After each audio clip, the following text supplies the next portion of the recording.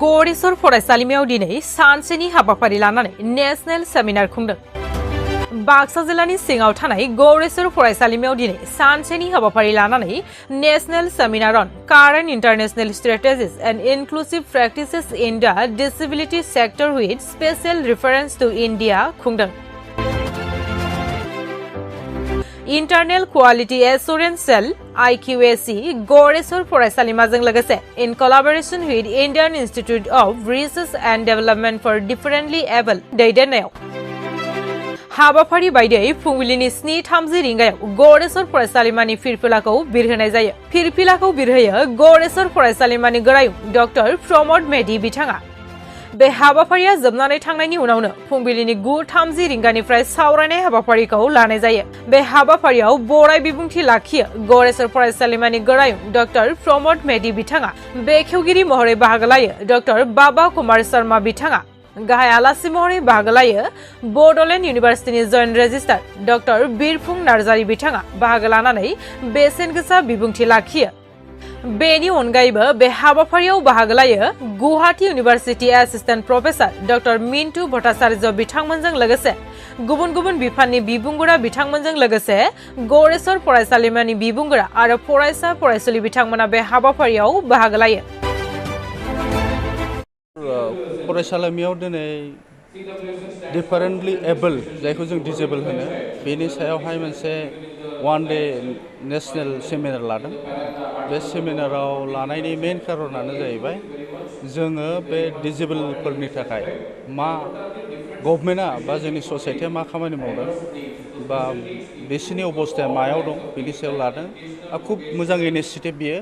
मानो होनबा जोङो बहुत टाइमाव डिफारेन्टलि एबल जायखौ जों डिजेबल होनो बिसोरखौहाय माने मिसआन्डारस्टुड खालामो आरो बहुत टाइमावहाय बिसोरखौ जों जा बिसोरनि फेसिलिटि होनांगौ बेखौ होआ।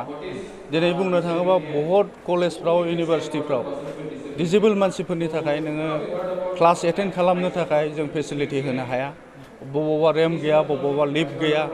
जोङो नट अनलि एडुकेसनेल इन्स्टिटिउसन्स इभेन कि नोङो हस्पिटाल्सफ्राव ट्रान्सपर्ट सिस्टेमफ्राव गुबुन नों सरकारि स्कुल माबाफ्राव अफिसफ्राव जोङो माने जाय मानसिफ्रा डिजेबल सोरबाया मेगनजों नुवा जानो हागौ, सोरबा थाबायनो हाया जानो हागौ, सोरबाया खोनाया जानो हागौ, बेफोरनि थाखाय जों खुनु फेसिलिटि बानाया। बेफोरबायदि खामानिखौ मावनो थाखाय बेफोरबायदि सेमिनार खुंनानै रायलायनानै जोंनि ससाइटिया, जोंनि सरकारा, जोंनि फरायसालिफ्रा, फरायसालिमाफ्रा मा खामानि मावनो हायो बेनि सायाव रायलायगोन।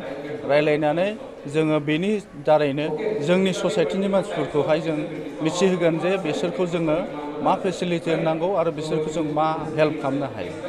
आथिखालाव लाइमोन स्टुडेन्ट इयुथफोरखौ गोबां जिहेतु जौ जुवा ड्राग्सजों गफबनानै गोबां लोरबां जानायखौ नुनो मोनो। बे बिथिङाव सारा मा बुङो?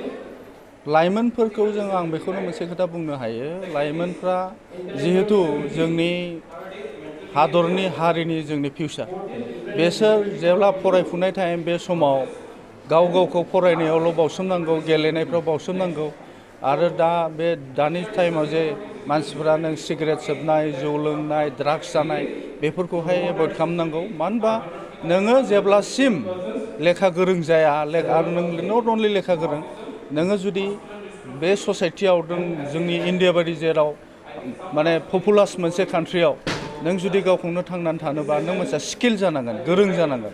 जाय मानसिया गोरों, खामानि रोंगौ बेफोरबायदि मानसियासो जौगानो हागोन। बेनि थाखायनो एटलिस्ट इयुथ टाइमाव, फरायनाय टाइमाव गासिबो जिनिसखौ नागारजोबनानै फरायनाय आरो खामानि सोलोंनाय बेयावहाय बयबो गोसो होनांगौ। बेखौनो आं थेंक इउ। নেশ্যনেল সেমিনাৰ এখন অৰ্গেনাইজ কৰা হৈছে আৰু সেমিনাৰখনৰ নামটো হৈছে আপোনাৰ আমাৰ টপিকটো হৈছে current intervention strategies and inclusive practices in the disability sector with special reference to India. আৰু আমাৰ যিখন নেশ্যনেল সেমিনাৰ আমি অৰ্গেনাইজ কৰিছোঁ, আমি IQAC গৌৰেশ্বৰ কলেজৰ হেৰিত অৰ্গেনাইজ কৰিছোঁ আমি। আৰু লগতে আমাৰ লগত কোলাবৰেশ্যন কৰিছে IDA Indian institute of research and development for differently able, আমি শ্বৰ্ট ফৰ্মত ইডা বুলি কওঁ। তেখেতসকলে আমাৰ লগত কোলাবৰেশ্যন কৰি এই আজিৰ ওৱান ডে নেশ্যনেল ছেমিনাৰখন এদিনীয়াকৈ আমি চলাই আছোঁ। এতিয়া ছেমিনাৰখন চলি আছে আৰু ইয়াত আমাৰ 30খনতকৈ ওপৰত গৱেষণা পত্ৰ ইয়াত আজি পাঠ কৰিব আমাৰ বিভিন্ন প্ৰান্তৰ পৰা অহা গৱেষকসকলে।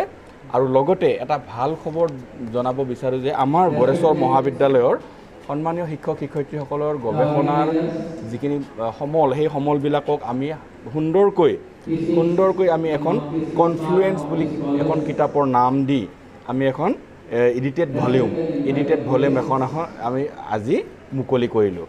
আজি আমাৰ সভাত সন্মানীয় ডক্টৰ বীৰফুং নাৰ্জাৰী ছাৰে জইণ্ট ৰেজিষ্ট্ৰাৰ বড়োলেণ্ড ইউনিভাৰ্চিটি তেখেতে আহি আমাৰ চিফ গেষ্ট হিচাপত তেখেতে আমাক সুন্দৰকৈ ভাল বহুমূলীয়া উপদেশ দি তেখেতসকলে আমাক সুন্দৰকৈ এটা বক্তৃতা প্ৰদান কৰিছে। আৰু তেখেতৰ লগতে আজি আমাৰ ইৰ্ডাৰ এডভাইজাৰ ডক্টৰ ৰমণী বৰ্মন ছাৰ আমাৰ মাজত উপস্থিত আছে তেখেতৰ, আৰু লগতে ডক্টৰ জিন্তু শৰ্মা ডাঙৰীয়া তেখেত ইৰ্ডাৰ ডিৰেক্টৰ হয়, তেখেত আমাৰ মাজত উপস্থিত আছে। আৰু ভট্টদেৱ ইউনিভাৰ্চিটিৰ সহযোগী অধ্যাপক তেখেত ডক্টৰ মুকুল পাটগিৰি, তেওঁ আমাৰ ওচৰত আছে। আৰু তেনেকৈ বিভিন্ন প্ৰান্তৰ পৰা অহা গণ্যমান্য ব্যক্তিৰ দ্বাৰা আমাৰ আজিৰ যিখন নেশ্যনেল ছেমিনাৰ সেই নেশ্যনেল ছেমিনাৰখন সুকলমে আমি অনুষ্ঠিত হ'ব বুলি আমি সকলোৰে ওচৰতে আশা পালন কৰিছোঁ আৰু সকলোকে সহযোগিতা বিচাৰিছোঁ। বহুত ধন্যবাদ।